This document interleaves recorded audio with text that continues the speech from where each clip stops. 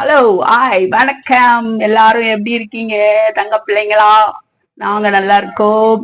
இன்னைக்கு என்ன வைக்கிறதுன்னு பார்க்கலாம். வாங்க வீடியோக்குள்ள போகலாம். கருவேப்பிலை பாருங்க, எவ்வளவு அழகா எவ்வளவு பெருசுல இருக்கு. இன்னைக்கு சாம்பார் தான் வைக்க போறோம்.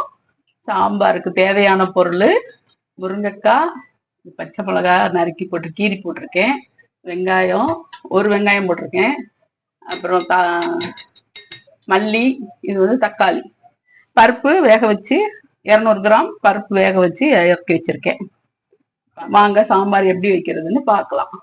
ஒரு ஸ்பூன் ஆயில் ஊற்றி வெங்காயம் தக்காளி இதெல்லாம் வணக்கிறதுக்கு.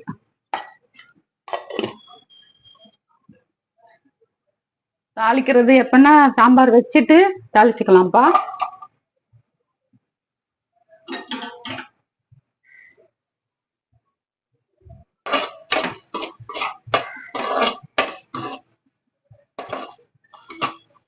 கொஞ்சம் ஒரு செகண்ட் வதக்கிட்டு வெங்காயம் போட்டு வதக்கிட்டு அடுத்து தக்காளியை போட்டு வதக்கணும்.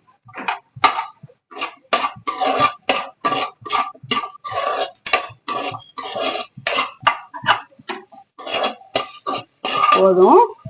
இப்போ தக்காளியை போட்டு வதக்கிட்டு தக்காளி 2 தக்காளி போட்டிருக்கேன்ப்பா. ஒரு 5 பேருக்கு உள்ள சாப்பிட்ற மாதிரி சாம்பார் வைக்கிறதுக்காக நான் இப்ப வைக்க போறேன். 1/4 ஸ்பூன் உப்பு,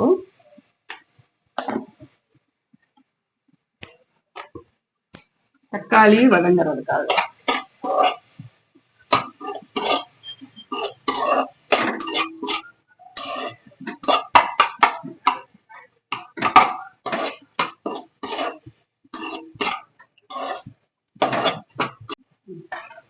ஒரு நிமிஷம் வதக்கிட்டேப்பா. தக்காளி கொஞ்சம் உப்பு போட்டு இப்ப முருங்கைக்காய் பச்சை மிளகாய் போட்டுக்கலாம்.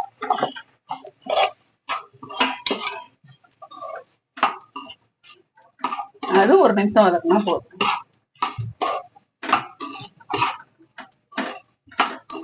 சாம்பாருக்கு ஒரு நிமிஷம் வதக்கினா போதும். இதே கார குழம்புனா இன்னும் ஒரு 2 நிமிஷம் 3 நிமிஷம் வதக்கணும்.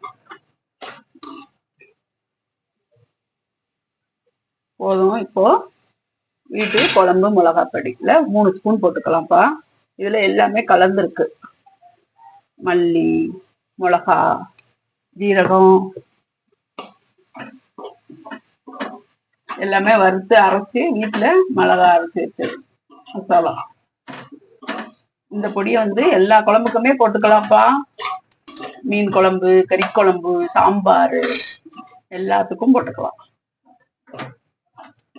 எல்லாமே வறுத்து அரைச்சுக்கிறது. அது இன்னொரு நாளைக்கு எப்படி நம்ம இந்த குழம்பு மிளகாப்பொடி செய்யறதுன்னு பார்க்கலாம்.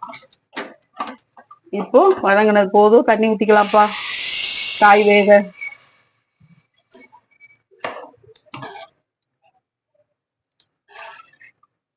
இந்த செம்புல ஒரு செம்பு தண்ணி ஊத்திருக்கு. காய் வேகட்டும்.